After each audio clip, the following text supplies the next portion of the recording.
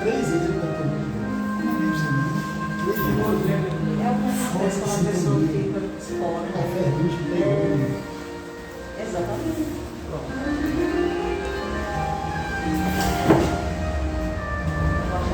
Foi som.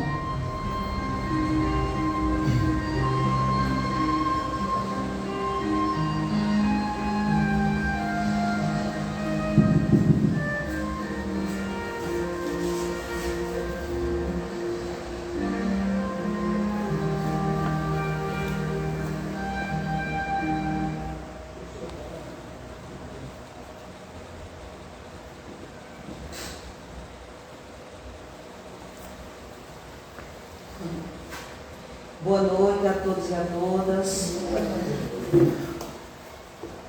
É uma alegria recebê-los e recebê-las aqui na nossa casa, cumprimentando também os que estão em seus lares, acompanhando as nossas atividades. Sejam todos bem-vindos à nossa instituição. Hoje temos a presença de Ricardo Magalhães, trabalhador da Casa Chico Xavier, que irá discorrer sobre o tema familiares, está no Evangelho de Marcos 3:35, dando continuidade à nossa proposta de, às quartas-feiras, nós abordarmos o Evangelho de Marcos, interpretado por Emmanuel. E para que a gente comece na sintonia, de fato, deixemos as nossas preocupações de lado, os afazeres do dia a dia, já que dedicamos tão pouco tempo às questões espirituais, de fato, para a gente ficar concentrado. Então, que a partir de agora, todos nós que estamos aqui, e também os que estão em suas casas, façam essa concentração, prestando atenção na leitura que iremos expor, que está no livro Vinha de Luz, uma psicografia do médium Chico Xavier pelo Espírito Emmanuel, que diz o seguinte: Em Combate, é o título da leitura. É um comentário de Paulo, Hebreus 12:4. Diz assim: Ainda não resististes até o sangue, combatendo contra o pecado. Emmanuel faz o seguinte comentário: o discípulo sincero do Evangelho vive em silenciosa batalha no campo do coração. A princípio, desenrola-se o combate em clima sereno, ao doce calor do lar tranquilo. As árvores das afeições domésticas amenizam as experiências mais fortes. Esperanças de todos os matizes povoam a alma, nem sempre atenta à realidade. Falam os ideais em voz alta, relativamente às vitórias por vindouras. O lutador domina os elementos materiais e, não poucas vezes, supõe consumado o triunfo verdadeiro. O trabalho, entretanto, continua. A vitória do espírito exige esforço integral do combatente. E mais tarde, o lidador cristão é convidado a testemunhos mais ásperos, compelido à batalha solitária, sem o recurso de outros tempos. A lei de renovação modifica-lhe os roteiros, subtrai-lhe as ilusões, seleciona-lhe os ideais. A morte devasta-lhe o círculo íntimo, submete-o ao insulamento, impele-o à meditação. O tempo impõe retiradas, mudanças e retificações. Muitos se desanimam na grande empreitada e voltam medrosos às sombras inferiores. Os que perseverarem, todavia, experimentarão a resistência até ao sangue. Não se trata aqui, porém, do sangue das carnificinas, e sim dos laços consanguíneos, que não somente unem o espírito ao vaso corpóreo, como também o enlaçam aos companheiros de século familiar. Quando o aprendiz receber a dor em si próprio, compreendendo-lhe a santificante finalidade, e exercer a justiça ou aceitá-la acima de toda a preocupação, dos elos consanguíneos, estará atingindo a sublime posição de triunfo no combate contra o mal. E aí eu não sei se vocês perceberam, mas guarda bastante relação. Isso foi proposital, foi isso. Com o tema, né? Porque aqui o combate é muitas vezes desse ciclo familiar, né? Nos afetos, sobretudo nos desafetos que chegam no nosso ciclo familiar, né? Os laços consanguíneos que a gente leva inclusive para outras reencarnações. Então, bem a ver com o tema da noite, que é os familiares, né? Sobre o Evangelho de Jesus, é dizer quem é minha mãe, quem são meus irmãos, né? Nós vamos passar agora para a Tatiana fazer a prece inicial e em seguida Ricardo iniciará a exposição da noite.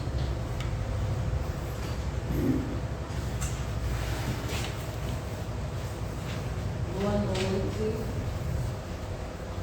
Divino Pai, Divino Mestre, estamos aqui mais uma vez nesta noite, que sejamos instrumentos de luz e de paz, que aprendemos a amar, a ser amado, a compreender e a ser compreendido, a perdoar e ser perdoado. Muita luz e muita paz. Assim seja.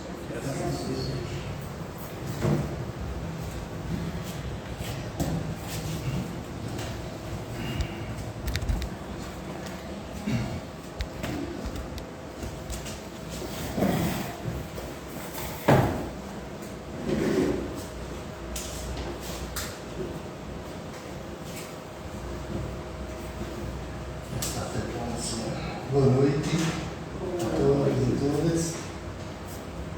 Sempre gratificante estar nessa casa, onde percebemos trabalhadores que buscam esse exercício do estudo e de estar aqui transmitindo esse esforço que colocamos, o quanto nos engrandece e assim percebemos a nossa pequenez ainda diante do caminho que é longo da nossa própria evolução. Confesso que esse tema, quando eu dei a primeira lida, eu fiquei pensando logo comigo, mas aí fica a lição que para mim ficou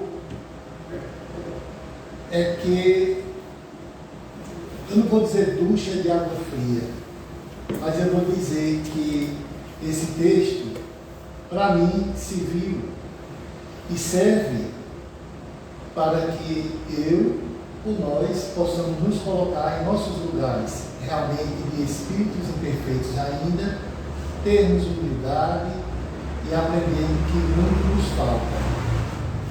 Interessante porque o tema é esse mesmo, familiares. E é nesse contexto que eu digo, sem medo, que é o que nos coloca como uma pedra de toque. É aqui que nós vamos ver como está nosso grau de evolução. Não à toa a leitura, né, que o Ciné fez aí, do combate, do resistir ao sangue, né? Quando ela falou essa frase primeiro de Paulo, eu na hora pensei, isso tem a ver com família, e depois ela confirmou. Até mesmo porque Paulo já estava transformado, ele não estava falando do combate, como ele depois falou, que podia se referir ao combate de duelo, né? De sangue mesmo, de morte, de carnificina, enfim. E Emmanuel vai nos trazer esse tema, familiares, e aproveitando essa passagem de Marcos 3,35, pois quem fizer a vontade de Deus, esse é meu irmão, irmã e mãe. Está nesse livro, que é a proposta desta casa para os dias de hoje. Antes mesmo de prosseguir, eu estava lendo aqui, antes de sair, eu sempre pedi assim uma inspiração para pegar de um outro livro uma frase, um pensamento para colocar. e do livro que eu já tinha pensado nele, do tema familiares, eu vou falar daqui a pouco desse livro, mas diz assim, ó, quanto maior a cultura de um espírito encarnado, mais dolorosos se lhe mostrarão os resultados da perda de tempo. Quanto mais rebelde a criatura perante a verdade, mais aflitivas se lhe revelarão as consequências da própria teimosia. Então não tem saída. Se você adquire conhecimento, você vai perceber o resultado muito doloroso da perda de tempo. Também, se você for rebelde à verdade, vai sofrer mais ainda, porque não buscou. Por isso que eu tenho que repetir uma frase que já usei aqui no amigo espiritual: inércia é pior que contramão. Eis a questão. Então vamos lá, adentrando ao tema propriamente do livro, das palavras de Emmanuel, familiares, quando ele vai colocar dessa forma: parentela, Instituto Primário de Caridade. Observando que a palavra aí primário está no sentido de importância, de principal, de primeiro, tá certo? E não de primário naquela comparação de que é menor que não, primeiro de primário. Primário referente a primeiro, de importante. Então, é a primeira instituição de caridade. E essa caridade eu podia pensar, se formos presunçosos. Eu estou numa parentela para que eu possa exercer a caridade, como se eu estivesse fazendo a caridade. Mas eu também estou recebendo. Não é? Porque a gente tem que perceber que parentela aqui está no sentido bem amplo. E a nossa família, ela não vai se estender exatamente ao laço primeiro consanguíneo. E aí Emmanuel, como sempre, vai colocar dessa forma: fora do lar é possível, né? Ele vai dizer, é possível o sossego na consciência, distribuindo as sobras do dinheiro ou do tempo, aliás, com o mérito de quem sabe tesourar a beneficência. Então, como é que pode tratar isso aqui e não seria difícil pensar? Fora do lar, o sossego da consciência. A consciência fica tranquila quando somos capazes de distribuir as sobras de dinheiro ou do tempo. Eu chamo a atenção porque ele vai dizer as sobras, mas mesmo assim, veja que a gente fica com um alento, um certo sossego na consciência. E ele vai dizer, com o mérito de quem sabe tesourar. Beneficência de fazer benefício. Tem pessoas que ajudam muito, vivem de beneficência, fora do lar. Por isso que ele diz, é possível esse sossego. Inclusive é um sossego tão grande que a pessoa fica, jamais imaginaria, ou vai imaginar, que algo está de errado em sua existência. Inclusive, até reclama, de certa forma assim, quando, através dessa distribuição de sobra de dinheiro e de tempo, veja bem, a sobra, essas pessoas, ou nós, quando estamos agindo assim, sempre colocar o nós, porque se não estamos hoje, já fomos um dia. E ainda hoje, de certa forma, se formos ser milimétricos na palavra e na meditação, ainda temos um pouco dessa questão da sobra. Doamos a sobra do tempo e do dinheiro. E aí o que acontece? Esse sossego. O sossego faz com que a pessoa fique entendendo que bom que nada aconteça em sua vida. Ou seja, você não pode ter aperreios, dor de cabeça, ingratidões, etc, etc. Por quê? Porque você é uma pessoa que faz a caridade, você é uma pessoa que faz a beneficência. Mas olha, Jesus naquela passagem lá, do óbolo da viúva, daquela passagem, quando ela vai lá no gasofilácio, né, um nome tão estranho para dizer uma que depositava oferendas, ela que menos tinha foi a que mais doou. E Jesus chamou a atenção de outros que passavam lá e da viúva. que já estava numa situação difícil por ser viúva, mas praticamente o que não tinha, doou. Então ela não estava doando sobra. E alguém que abriu lá o lugar, o bolso, e tirou moedas e moedas que estavam sobrando. Então Jesus ali já deu a dica. Quem mais contribuiu? Quem mais doou? Então aqui vai dizer, fora do lar é possível o sossego na consciência. Então é possível ver esse sossego em muita gente.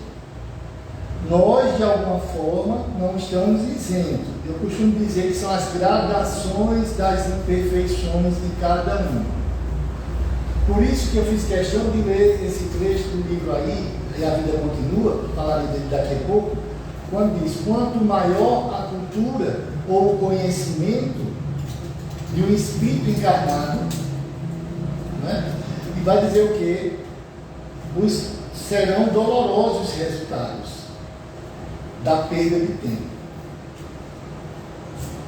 Porque se eu tenho conhecimento, se eu sei, por que não faço mais?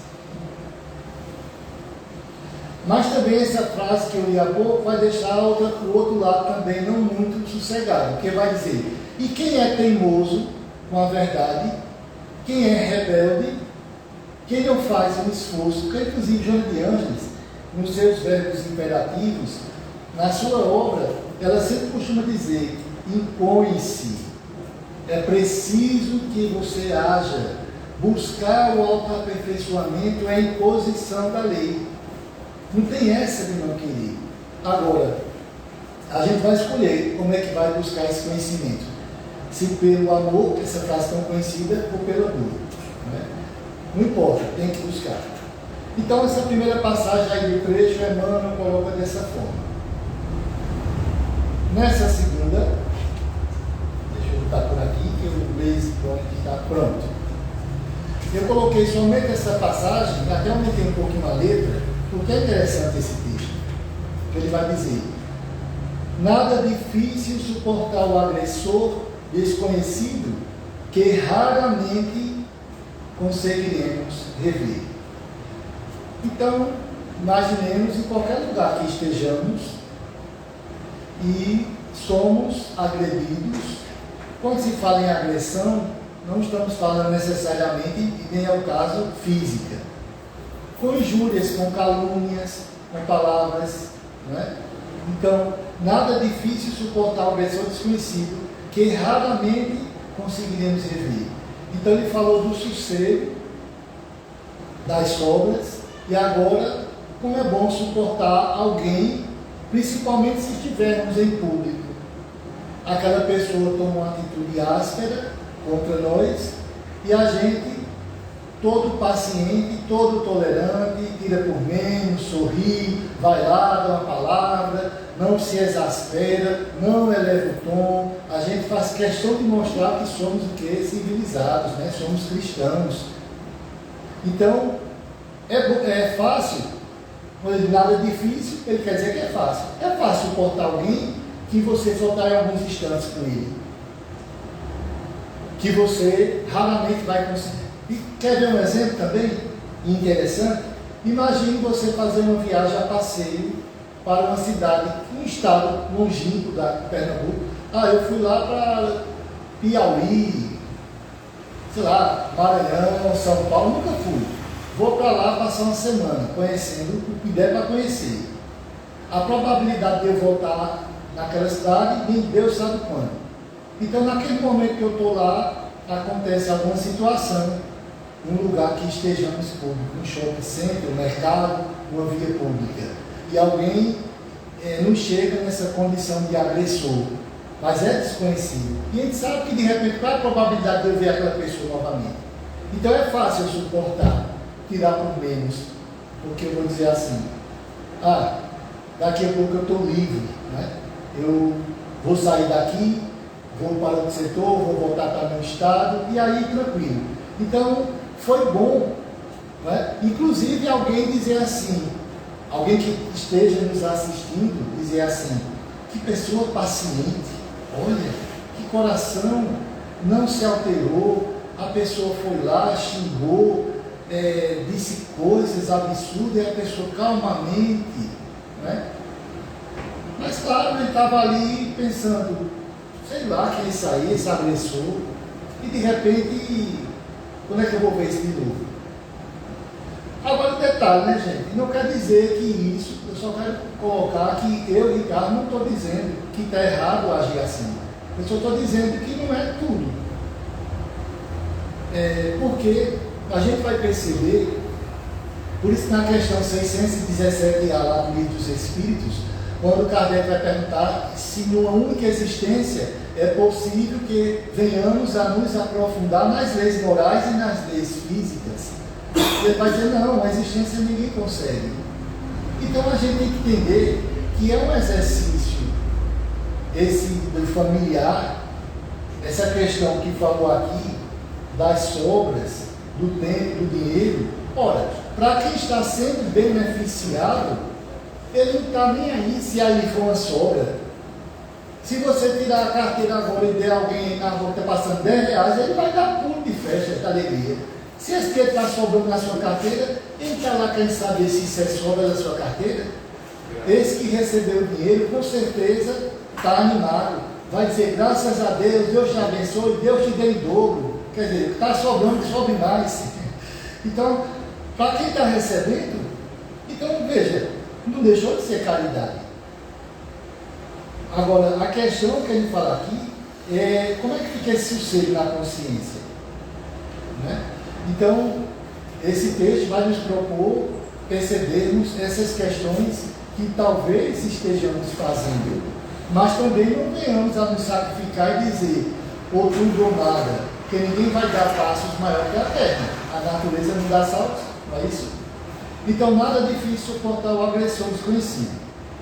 Depois ele vai dizer assim, nenhum sacrifício em amparar o doente largado na rua, a quem não nos vinculamos em compromisso direto. Em casa, porém, somos constrangidos ao exercício da assistência constante. Olha aí, começou a colocar a questão dos familiares. Inclusive, eu poderia dizer na minha visão, que quando falou aqui, nada difícil suportar o agressor desconhecido, se então estamos falando de familiares, quando fecharmos esses pensamentos de Emmanuel, a gente vai ter uma ideia que não é tão distante de pensarmos que o agressor que está dentro de casa não é desconhecido, é bem conhecido nosso. Por isso que dá o problema. Veja, é fácil você suportar o agressor desconhecido. Quando eu digo nada difícil, é porque é fácil suportar o agressor desconhecido. Agora, suportar o agressor conhecido. E quando a gente fala conhecido, no sentido que ele sabe quem você é, ele está porque está lhe agredindo, ele está botando o dedo lá na sua imperfeição, na sua ferida. Então, por isso tem essa questão que é interessante refletir, como nessa outra, que é amparar o doente largado na rua, a quem nós não nos vinculamos ou um compromisso direto. Tanto do ponto de vista dessa existência, como do ponto de vista espiritual. De não termos nenhuma ligação com aquele espírito, né? Então, está largado. Agora veja, em casa somos constrangidos ao exercício. E aí, vamos emendar o raciocínio de Emmanuel. Ele começou dizendo, nenhum sacrifício em amparar o doente. Agora, em casa é difícil amparar o quê? O doente também. E doente de quê? De várias ordens, a gente vai ver aí. Mas nós temos que nos colocar também nesse contexto. Vamos pensar assim, se eu estou na condição de ter que amparar esse doente, isso quer dizer, subtende que eu tenho recursos ou pedi essa prova porque me julguei apto naquela existência de receber como filho, como irmão, como parente, aquele agressor de outrora, aquela pessoa adoecida, que inclusive eu tive vínculo direto, como falou no outro slide. Lembra que no primeiro slide fala da sobra? Então vê só, o que é que eu fiz? O que é que eu deixei de fazer em outra existência para alguém? E agora eu vou ter que fazer. Se eu deixei de fazer, é porque eu estava doente também. Ou então estava adoecido, ou pode ser que eu esteja ainda. Por quê? Como falou a leitura, não à toa, agora estou entendendo a dica dos irmãos aqui. Quanto maior o conhecimento, a cultura do espírito encarnado, mais dolorosos se lhe mostrarão os resultados da perda de tempo. Quantas vezes perdemos tempo? Poderíamos ter feito e não fizemos. Temos preguiça. E olha que eu estou falando aqui, já me colocando no meio nessa questão da família, né? Então, vamos observar que se eu, por acaso, ainda queira me julgar, não doente, mas como alguém que está me parando, por isso que eu terei que ter paciência, e eu tenho que ter paciência mesmo, porque aquela pessoa está adoecida porque eu não curei ela antes. Ou seja, eu deixei de fazer aquilo que eu poderia ter feito. Se eu não fiz o que eu deveria ter feito, eu também estava adoecido. São doenças diferentes, vamos usar essa terminologia que eu estou colocando agora. Mas quem é que são? Se fôssemos são, estaríamos num contexto dessa forma, né? E aqui ele vai dizer, e aí lembrou o texto que Dulce estava lendo. Tem uma frase que ela leu aqui para falar até da questão doméstica, não foi?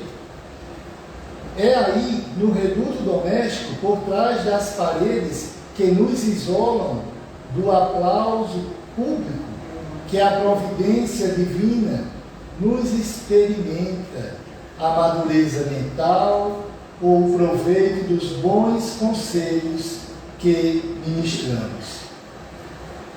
Ai, meu Deus, me deu mesmo arrepio quando eu li a primeira vez. Repetiu aqui agora. Olha, Dulce, não faça isso comigo mais não, Dulce, tenha pena de mim. Não, esse texto é, como eu falei, gente, é para a gente, de minha parte, a gente ficar, temos que realmente baixar um pouco a bola e percebermos que aquilo que estamos porventura fazendo, que possa parecer que está bom, mas por que está bom? Porque está o público. Porque aqui está dizendo que quando isolado do aplauso, quando a providência é que vai testar a gente é experimentado justamente com dessa maturidade mental que fala aqui, é quando não estamos em público, quando estamos isolados no reduto doméstico. Inclusive a questão aliás, fazendo uma analogia a um outro tema da prece, né? Jesus disse, entra em teu quarto, né? Em silêncio, e ali ora ao Pai. Então tem gente que quer orar gritando, berrando para todo mundo ver. Mas é na oração em silêncio, será que você vai ter coragem de ir sozinho, você e Deus? Você ainda vai tentar enganar quem? Não tem ninguém orando, é você. Como é a sua prece? Como é que você faz uma prece, só você, o silêncio, seus pensamentos em Deus? Será possível? Então também no reduto doméstico é que por trás das paredes que nos isolam do aplauso público, que a providência divina nos experimenta. A gente depois vai tentar fazer aqui um fechamento de links, de palavras-chave que houve, vamos ver se dá tempo de cada trecho desse de Emmanuel, quando ele colocou sobras, né? Quando colocou agressor desconhecido, que está fora. Então, para mim, deu a dica que o agressor conhecido está dentro de casa. E agora, essa experimentação divina conosco, quando estamos isolados do público do aplauso. E aí, vamos pensar. Na primeira parte do texto, ele vai dizer que a parentela é instituto primário de caridade, de primeira importância. Ora, se é o mais importante, vamos dizer assim, se é a pedra filosofal, se é a pedra fundamental, se é o primeiro alicerce de nossa escala evolutiva, então como é que o que é principal fica relegado a segundo plano? Será que vamos conseguir atingir esse estado de consciência evolutiva quando percebemos que o que é principal ficou largado a segundo plano? Ou seja, lá fora, ao público, aqui, como eu estou, é mais fácil esse sossego na consciência, o que não deixa de ser um exercício. A gente não é que vai deixar de fazer. A questão é saber se comportar e entender que o caminho está muito longe. Essa semana, sábado, um amigo espiritual deu uma fala para mim e para a Mariana, nossa amiga lá da casa. Ele falou algumas questões da casa e foi interessante quando ele colocou que, e aí Bruce, depois eu te mostro o áudio, foi interessante quando ele vai dizer assim, que o fato de algumas pessoas na casa, eu vou até me colocar como exemplo, estar à frente de alguma coisa, não é porque está pronto, não é porque é diferenciado de qualquer outro que não esteja. Então, essa função de coordenação, administrar, organizar, muitas vezes é como dizer assim, só tem tu, vai tu mesmo, estás melhor em condição do que outros. Então veja que até isso me chamou a atenção quando eu estava lendo essas palavras, que a gente percebe assim, não é desistir. Que bom! E olha que os espíritos que nos acompanham, essa nuvem, que vem sempre para nos colocar para baixo, porque sempre que somos acusados pelos agressores conhecidos, porque esses que nos conhecem, quando chegam a nós, vão apontar nossas imperfeições. Mas aí onde está a grande sabedoria de Deus, colocar os imperfeitos para trabalharem. Porque de certa forma há um atenuante, há um desarmar, o espírito olhar que, certo, a imperfeição, falta muito a conquistar, mas está fazendo algo. Eu garanto que na gradação de encargos e cargos, tudo se ajusta na medida que aparece os trabalhadores da última hora com mais recursos para lidar com o projeto. Por isso que também é uma outra lição, não ficarmos pensando que estamos ad eterno numa função, de jeito nenhum. Isso também está muito claro nas leituras que fazemos do Livro dos Médiuns com relação à mediunidade. O espírito chega na casa, olha assim, dá uma olhada nos médiuns, mas rapaz, só as qualidades, como é que chama? De gaita barata, né? Ele fala lá no livro, o instrumento, capítulo 20. Mas fazer o quê? Que a mensagem é do Espírito. O projeto é de Jesus. Então, só tem tu, vamos lá, vamos trabalhar. Isso é uma lição importante. Na medida que vai surgindo operários, trabalhadores com mais disciplina, vontade, querer, veja, não estamos falando de perfeição, estamos falando de vontade, de disciplina, de pontualidade, de renúncia. Esses ficam à frente. Porque Jesus, quando chamou os apóstolos, eles estavam trabalhando, não estavam ociosos. Então Deus não chama, Jesus não vai chamar quem não faz nada. Quem não faz nada, está dizendo, não faz nada. É quem trabalha, é quem se coloca. Então a mesma coisa é a questão da família. A gente não vai conseguir resolver, numa existência só, as questões consanguíneas. O livro que eu falei há pouco, que eu até recomendo para mim, claro, toda a obra de Chico Xavier, de André Luiz, vai tocar nesse ponto. Mas no livro E a Vida Continua, que inclusive tem um filme, vocês vão ver, principalmente nos 2 capítulos finais do livro, como é engenhoso, trabalhoso e inteligente a trama da reencarnação entre familiares. Para mim, é um dos livros, tem outros, mas eu colocaria ele de certeza. Se eu tivesse que escolher 3 livros, esse E a Vida Continua, nesse aspecto de mostrar familiares, essa reencarnação, esses agressores desconhecidos e conhecidos, conhecido está dentro, né? Já falei há pouco. O desconhecido é que está fora. Porque se é desconhecido, aí o que é que ele vai nos causar? O exercício da caridade. Fazer o bem sem olhar quem. Que bom, né? Agora, o conhecido está dentro de casa. Então aí está claro, mais uma vez. E aí no reduto doméstico, por trás das paredes que nos isolam. Então é tudo mais fácil quando estamos distante dos olhos. E aí vem outra passagem. Anseias por encargos sublimes, queres a convivência das entidades superiores, sonhas com a posse de dons luminescentes, suspiras pela ascensão espiritual. Colocou até reticências, né? Quando botou a ascensão espiritual. Então, as pessoas não entendem. Lembra lá o primeiro parágrafo, sobras de tempo e de dinheiro. Veja, não estão deixando de fazer, mas estão fazendo na sobra e não na renúncia, não no sacrifício.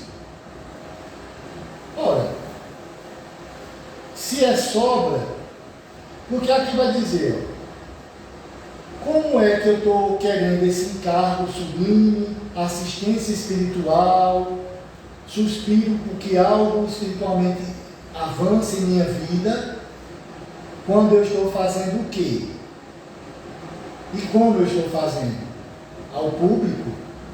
Para a gente ter um paradigma de como seremos aquinhoados com a presença de espíritos superiores, eu faço um desafio que vai ser para mim, eu acho que eu não consigo nessa existência, não sei, eu acho que não. Mas é só perceber aqueles que porventura conseguem entender o chamado dos laços sanguíneos. Emmanuel, inclusive, fez uma abordagem também nesse mesmo tema, porque eu posso dizer que se a gente misturasse os 2 textos, vocês iam pensar, não iam ver diferença. Inclusive, eu diria que foi uma palestra que eu fiz aqui, de Emmanuel, quando estava comentando Mateus. E quando ele vai trazer uma passagem que diz: e todo aquele que tiver deixado casas, ou irmãos, ou irmãs, ou pai, ou mãe, ou filhos, ou campos, por causa do meu nome, receberá o cêntuplo e herdará a vida eterna. Nessa passagem, ele vai falar de renunciar. E aí o texto, irmão, vai dizer, mas como Cristo está mandando renunciar? Pai, mãe, irmão, filho. Como renunciar? E ele vai dizer que muita gente entendeu errado essa passagem. Renunciou mesmo, deixou de mão. Largou a família, largou todo mundo e foi lá para as montanhas, virar ermitão, foi para o Tibete, né? Achou bonito se isolar para não ter dor de cabeça. Mas aí, Emmanuel vai dizer assim, é necessário esclarecer como renunciar. Veja que ele está falando de familiares. Ele vai dizer, o que representa renunciar por amor ao Cristo é perder as esperanças da terra conquistando do céu. E ele vai dizer assim, se os pais são incompreensíveis, se a companheira é ingrata, ou companheiro, né?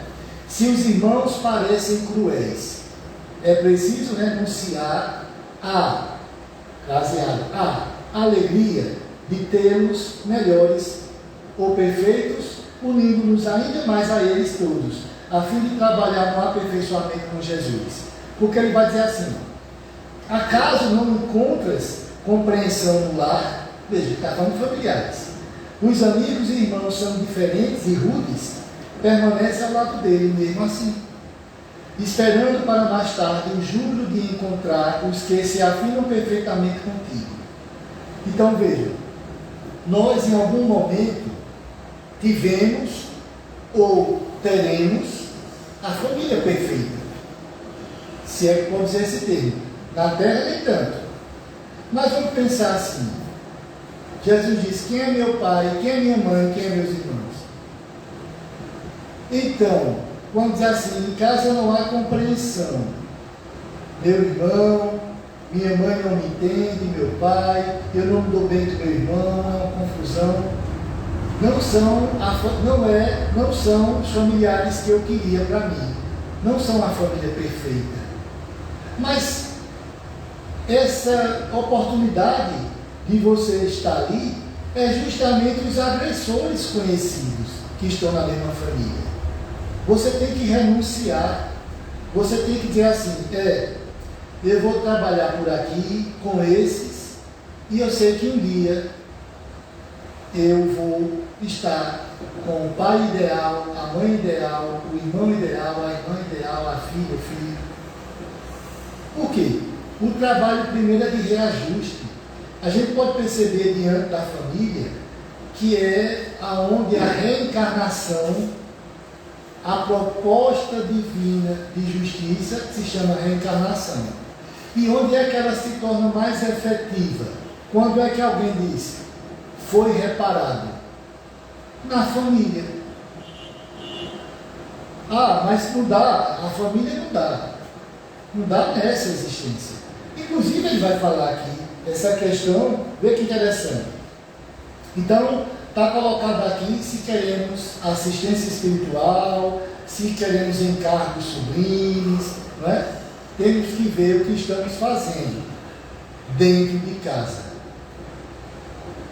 E aqui vai dizer: em cada companheiro que partilha a consanguinidade, temos um livro de ações que, às vezes, nos detém o passo por tempo enorme no esforço da repetência.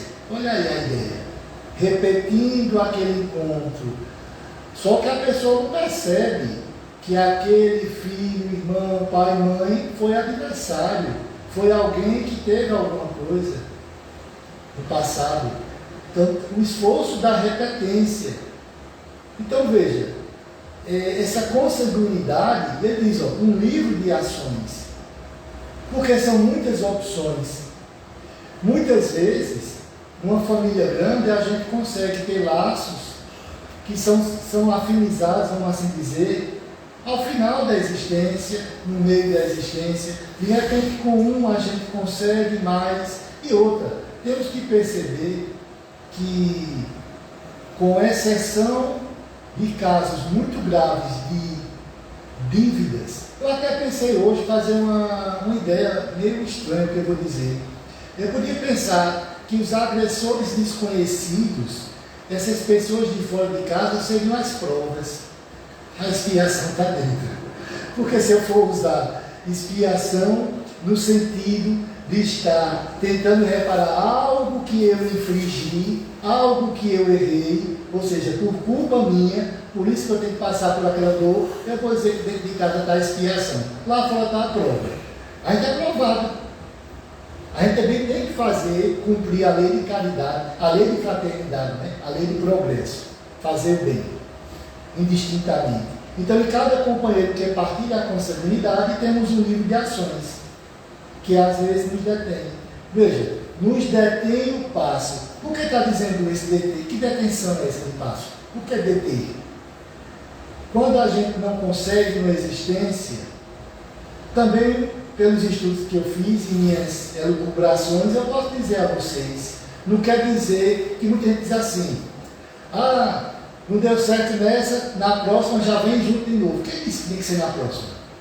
Calma lá, não é assim também não. Aí onde entra os agressores desconhecidos da nossa vida, também nos testam. Por quê?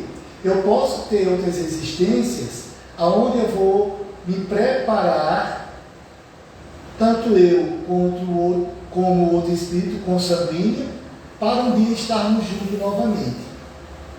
Então é comum falar-se que terminou essa existência, marido e mulher não deu certo, depois na próxima vem junto de novo. Quem disse que tem que ser na próxima?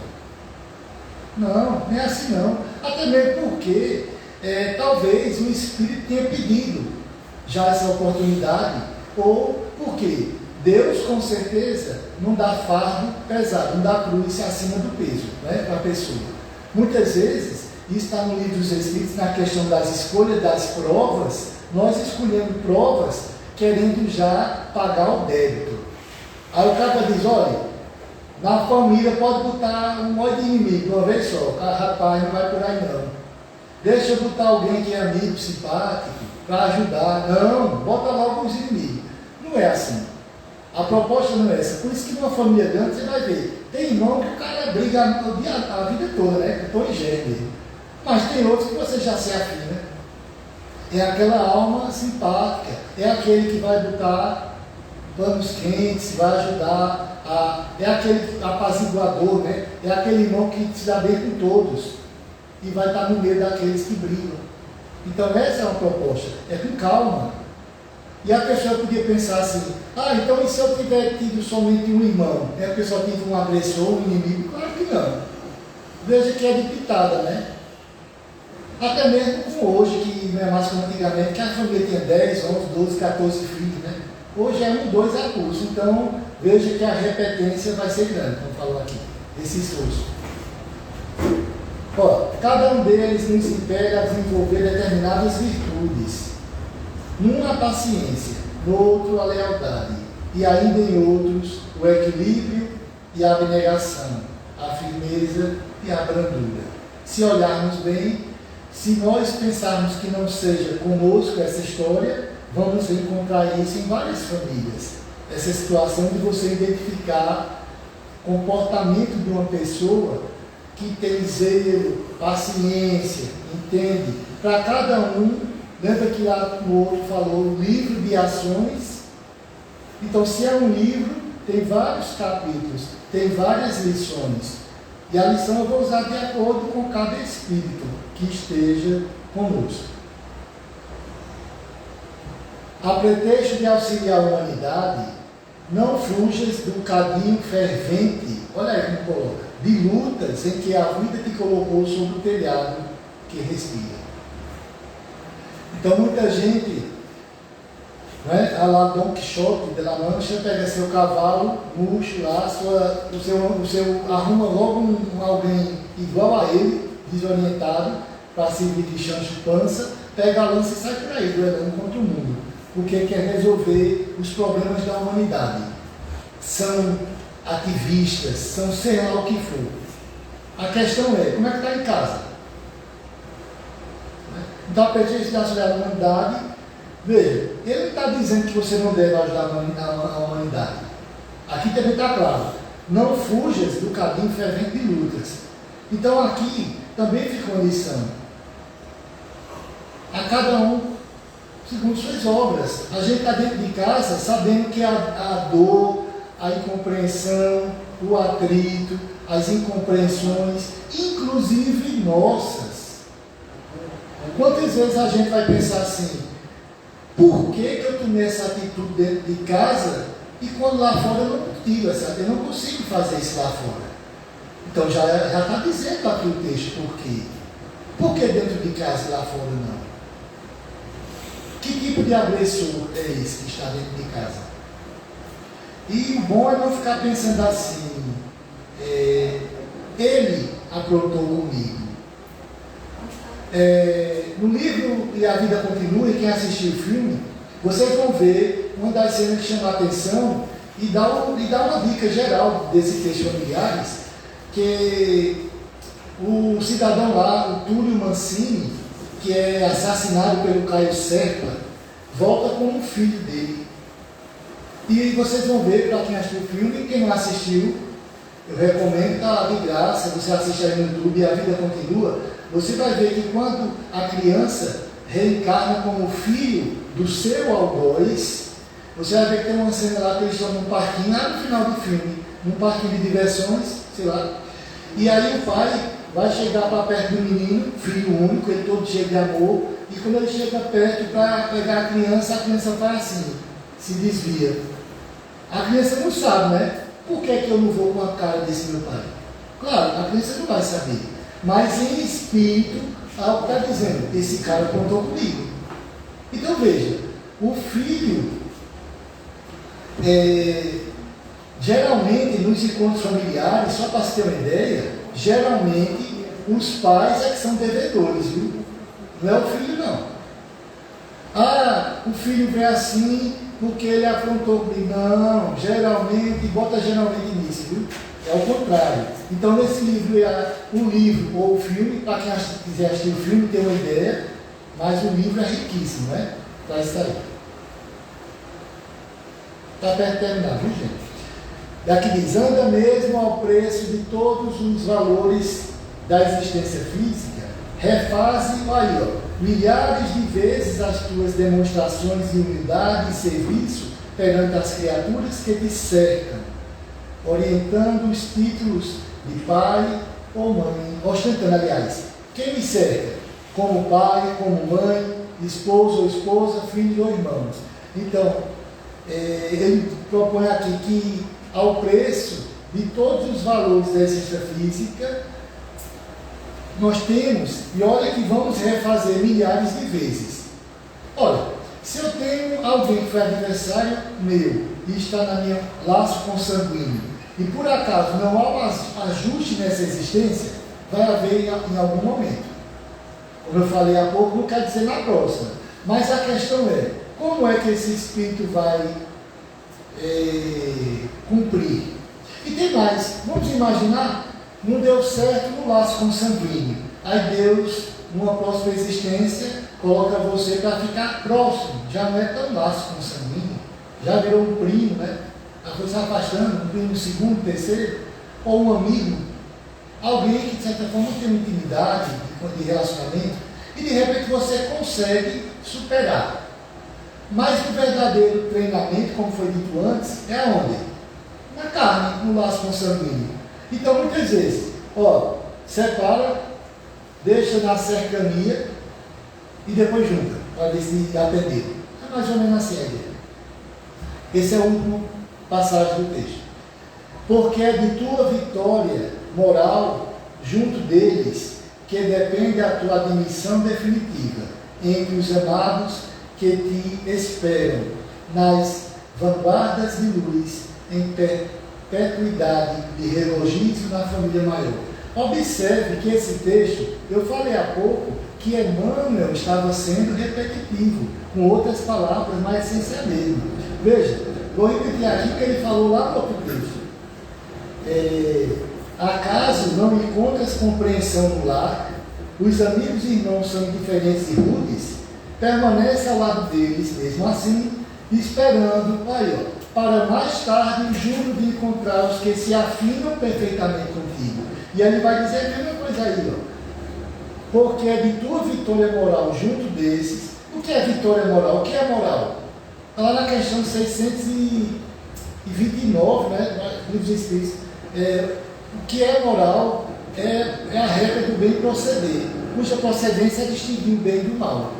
Então, essa minha vitória moral, saber o que é certo, é na admissão. Olha, vai depender, ó, se eu vencer na família que eu me encontro, junto dos adversários, dos agressores, desconhecidos ou conhecidos, mais conhecidos, pelo que eu entendi, é que vai depender a minha admissão um dia, num lugar onde eu vou encontrar o meu irmão, a minha mãe, o meu pai. Não, e esse se torna o quê? Olha, depois que se afinou, que se ajustou, ótimo, né? Não é quem diz que é ruim ter muitos amigos, ter muitos irmãos, muitos pais, muitas mães. A família espiritual está ali. E aí está Jesus sempre fazendo convite, vem e segue. Modelo guia a qual a doutrina espírita forja seu ensinamento consolidado pela codificação com Allan Kardec na moral do Cristo. Então a proposta foi essa, trazer essas reflexões, aliás, que Emmanuel trouxe, apenas eu coloquei aqui para que pudéssemos ler juntos e eu comentar algo que eu tenha percebido, mas o convite sempre está em cada um refletir, buscar esses textos, não é? O livro, repito, A Vida Continua, é muito bom, vale a pena. Quem quiser entender essas ideias, esses relacionamentos familiares, esse livro dá uma aula.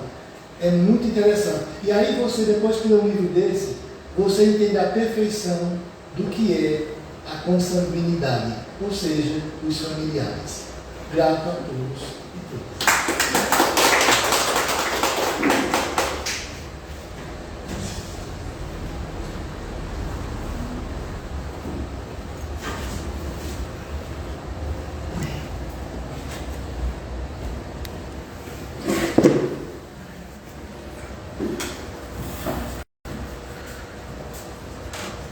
Agradecemos a Ricardo pela interpretação dos textos de Emmanuel, que faz interpretação sobre os evangelhos.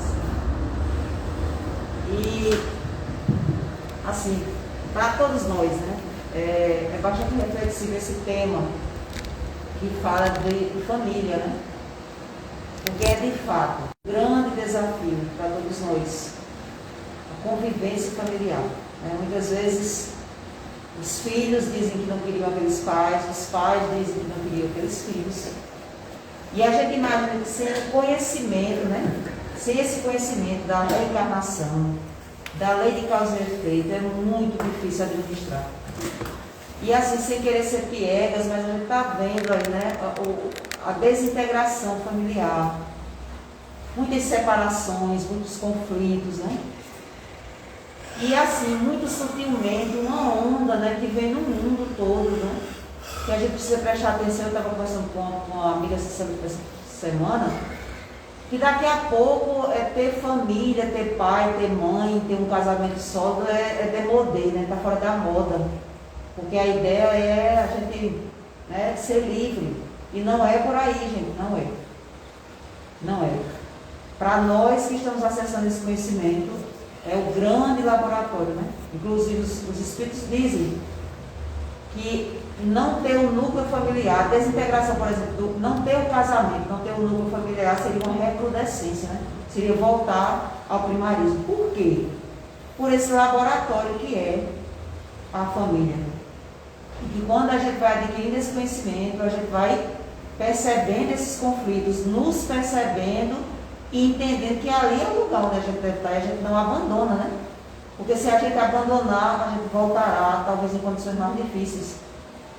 Então, de novo, existe uma onda de a falar de família é ser conservador, falar de família é ser, né? É ser careta, porque isso não existe, não é. Então, que a gente consiga preservar esse núcleo familiar e pedir muita ajuda para a gente conseguir passar direitinho, porque para a gente que tem esse conhecimento, não vamos de jeito nenhum dar vazão a essas ideias, né? Se a gente pensar, se a gente observar, como o Ricardo falava de militância, de sociedade, a gente vai ver isso, que é demodê falar de família. Caiu da moda, não está na moda mais de família. O negócio é ser livre. E aí a gente não tem condições de administrar essa liberdade. Né? Então nós vamos passar para Tatiana e fazer a prece final, dizendo que nós estamos funcionando normalmente, presencialmente, nas quartas e nas sextas-feiras. Na próxima sexta-feira nós temos o tema da lei de conservação das leis morais, terceira parte do Livro dos Espíritos, o gozo dos bens terrenos. Então a gente convida para os que estão aqui virem novamente, para os que estão em casa, se puderem, participar conosco.